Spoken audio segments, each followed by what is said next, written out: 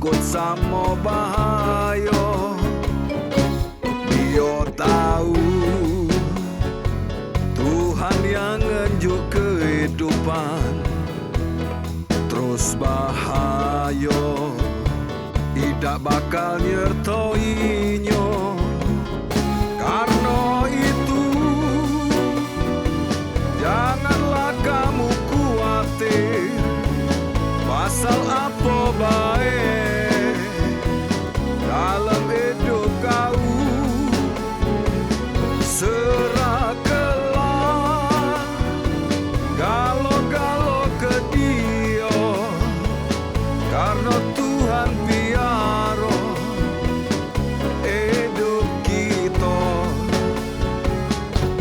Senenglah wong yang ngelayani Tuhan, Dia idah takut sama bahaya. Dia tahu Tuhan yang ngenjuk kehidupan, terus bahaya tidak bakal nyertoinyo.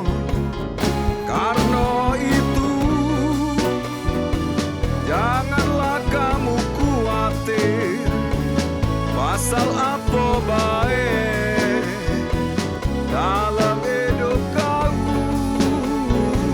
Serahkanlah galo-galo ke Dia, karena Tuhan piara hidup kita. Serahkanlah